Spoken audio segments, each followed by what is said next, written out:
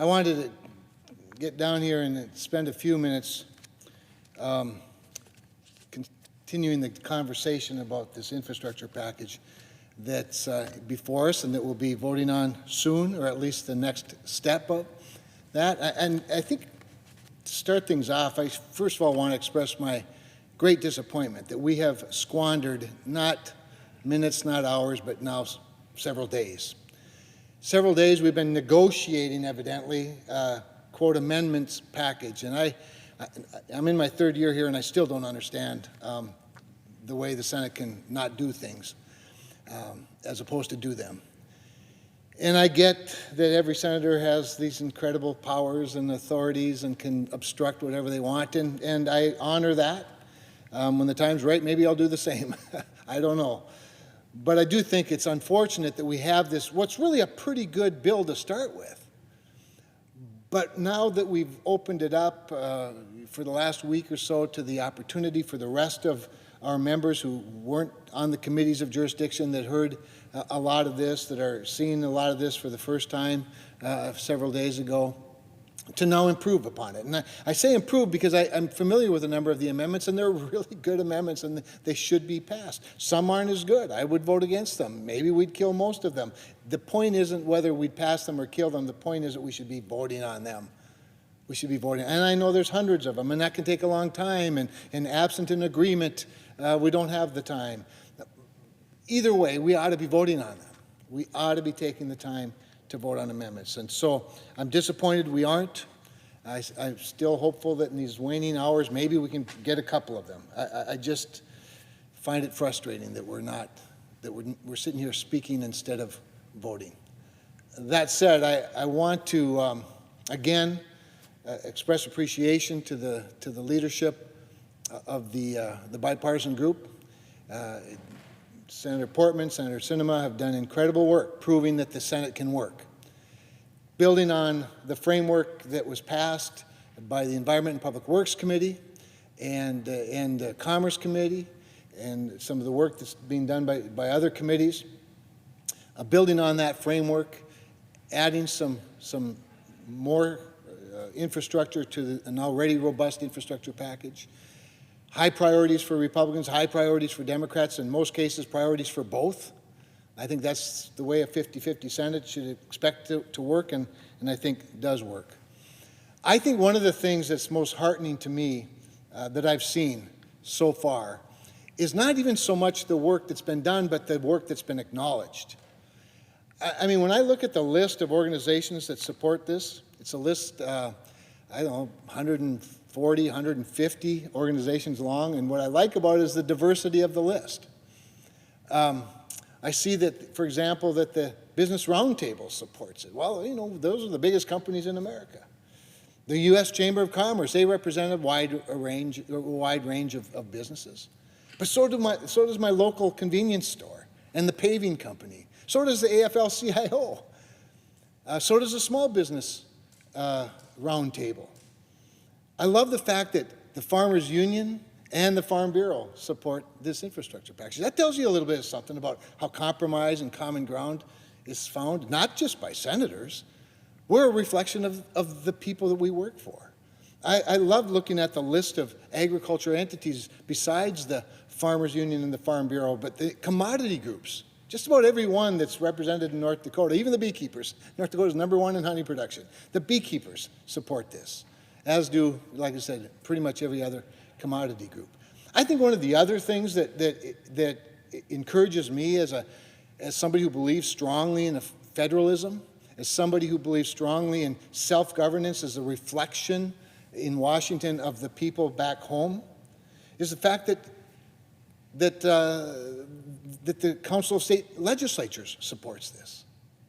That's where the rubber meets the road in many cases. And if that's not close enough to home, how about the Association of Counties supports this legislation? Now, those are the guys that really know about roads and bridges.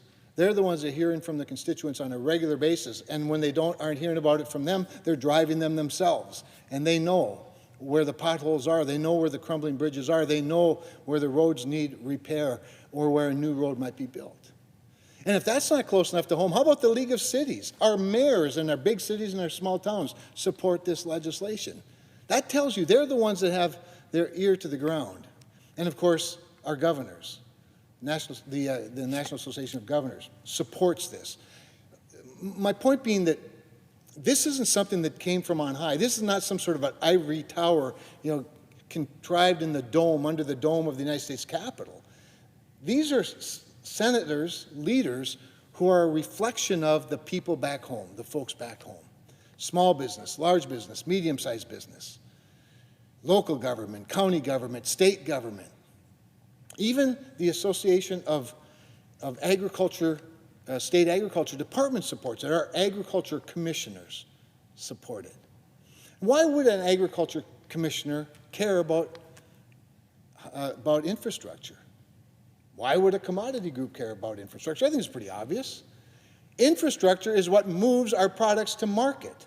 Oh, and by the way, in case you wonder if broadband is infrastructure, I know there are some people saying that's not real infrastructure, that's not, quote, hard infrastructure.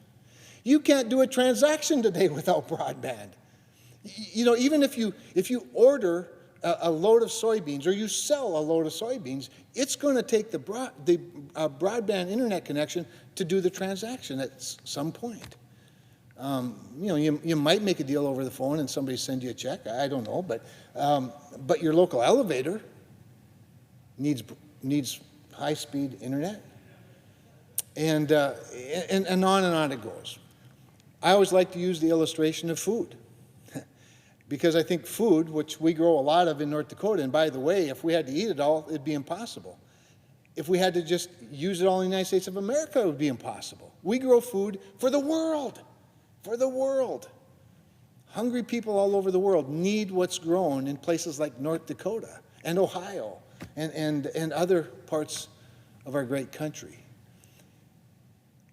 We talk a lot about soybeans. Remember, in the last couple of years, we've heard a lot about the importance of soybeans and getting soybeans to market, getting them to the Pacific Northwest. Well, guess how that happens? The way it happens is the farmer combines the soybeans after they've, of course, planted and nourished and then harvested the soybeans.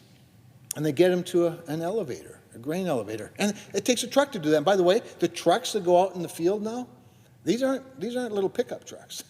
These aren't even big grain trucks. These are big semi-trailer trucks.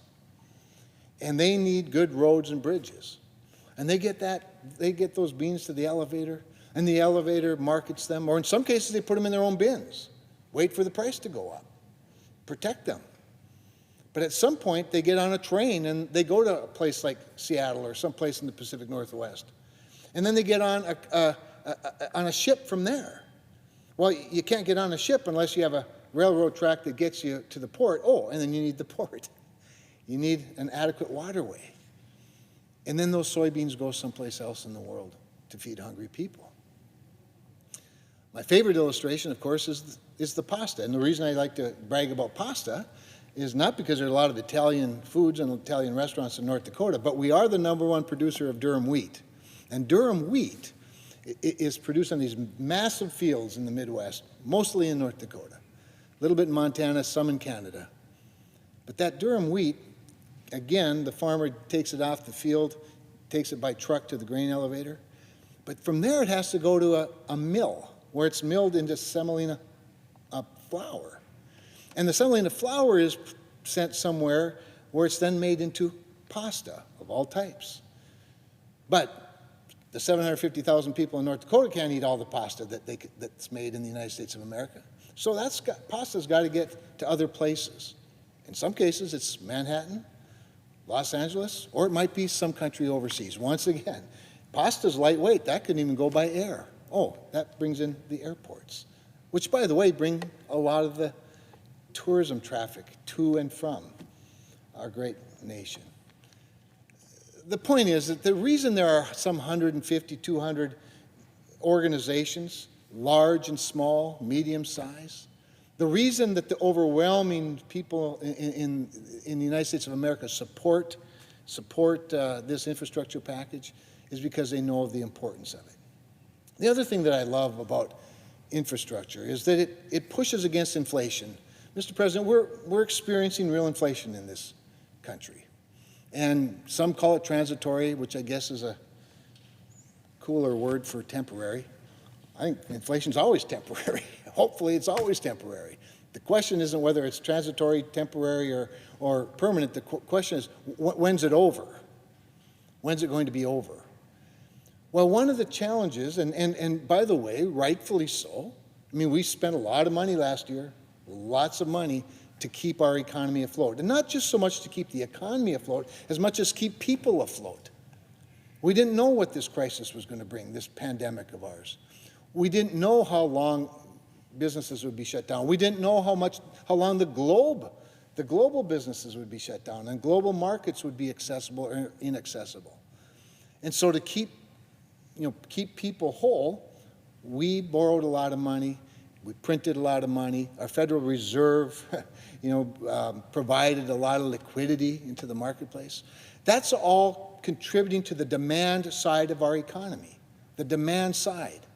Well, when you have a lot of liquidity, a lot of cash, again, call it stimulus, call it a safety net, whether it's Paycheck Protection Program for small businesses or direct payments to families, or forgiveness of loans, or moratorium on evictions for landlords and renters. Whatever you want to call it, it's a lot of money. And it's money on the demand side of our economy. The problem with that, of course, is there's not a supply to support that demand.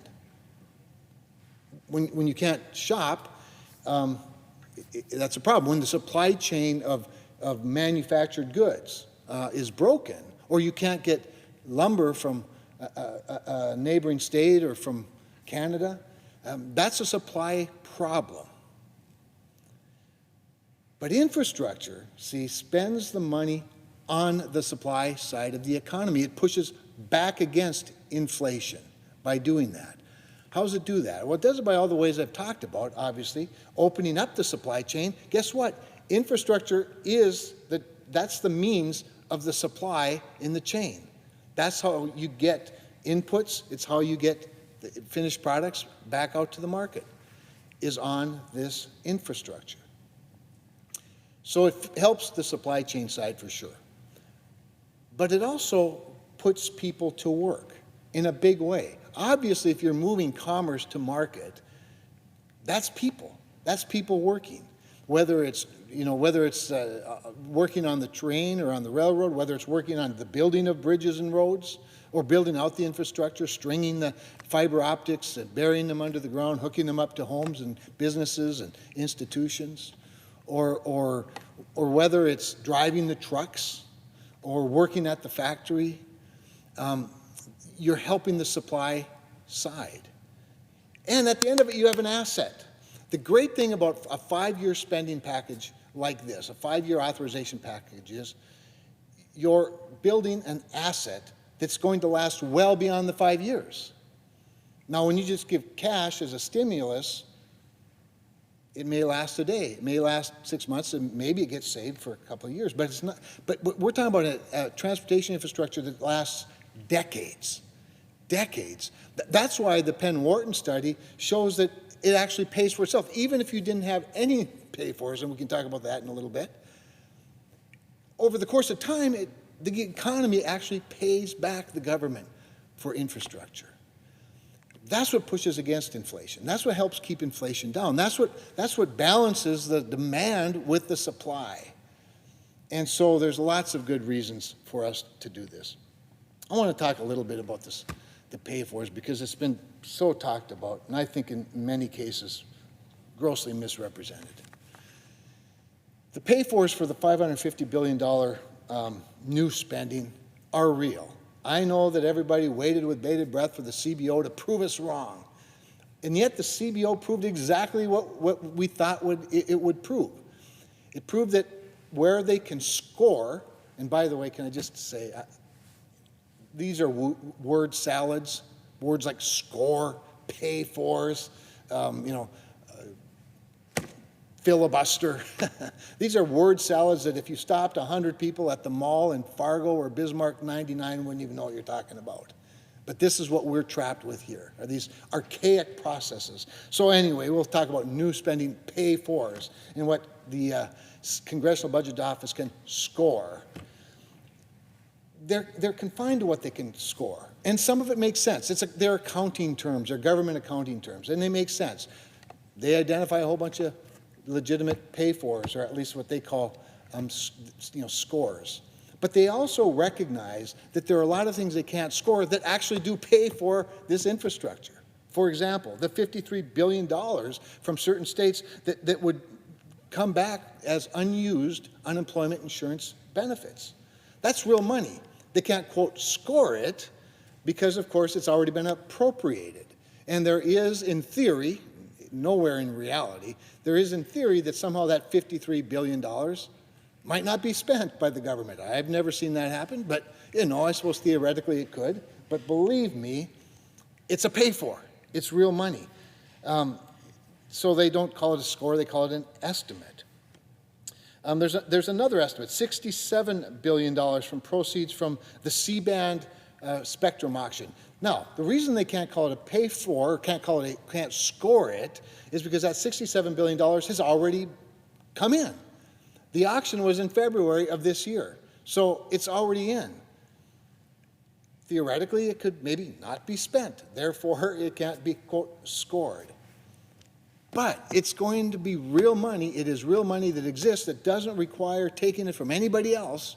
No tax increases, no new taxes, $67 billion. And that's called, quote, a estimate, not a score. There's an analysis. I think a pretty conservative one, by the way, $53 billion in economic growth. Remember I talked about the Penn-Wharton study that showed over the decades, the economy would literally pay for the entire investment. But that's not how we do government, and I understand that, and we shouldn't. But even the CBO, in their analysis, concludes that $53 billion would come back. Now, they can't score that. It's just an analysis. But it's real money. And by the way, it's very conservative. Now, I know there's a lot of political rhetoric that flies back and forth, and these word salads that Republicans like to use, and word salads that Democrats like to use to talk about the same things. And we tend to talk to our people, if you will, to rationalize or convince or persuade, and that's all good. That's all fine. But I know this much for sure. I don't think there's a single American that thinks we ought to fall behind our adversaries any further. We are under real economic challenges, global economic challenges by our adversaries, not the least of which, of course, is China. China's fast becoming the #1 economy in the world. They are by far the largest population, other than probably the only thing close would be India.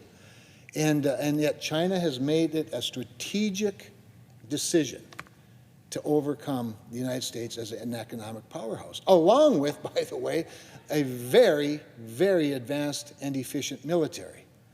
They don't pay people to join the military, they just make them join the military. Their money goes a long ways.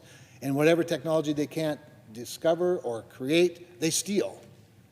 This is not a small threat. And one of the advantages they have is that they've been investing at a very fast and very aggressive rate in their infrastructure, all forms of infrastructure, highways, bridges, roads, internet, water, ports. And by the way, they invest in a lot of other countries' infrastructure to both win them over and then to use it as leverage against other countries. So, Mr. President, there's lots of good reasons to support this bill as it comes time to, first of all, finalize, of course, the substitute, the amendment that makes up the bill, and then get on to final passage. I'm going to wrap up where I started, however, and that is to just stress how disappointed I am that we haven't been voting on amendments. There are some really good ones out there. In fact, the best ones I know of were introduced by Republicans and Democrats together, equally. And we'd be wise to, all of us, to just agree. Maybe it's not the top 10, maybe it's not the top 20 amendments, but even if it's the top 4, 5, You know, let's recognize that the bill can still be improved in these final hours, and get some folks down here. Let's get the 100 of us together and make some decisions together while the hours are still in front of us. Improve this bill so we can get about the business of debating it, getting us to final passage, and sending it over to the House of Representatives, where I would plead with the Speaker of the House to take it up, apart from this $3.5 to $5.5 trillion tax and spend wish list of the Democratic Socialists. Take it up and do something good for the country, and then we'll get about the business of debating the next big package. With that, I yield the floor.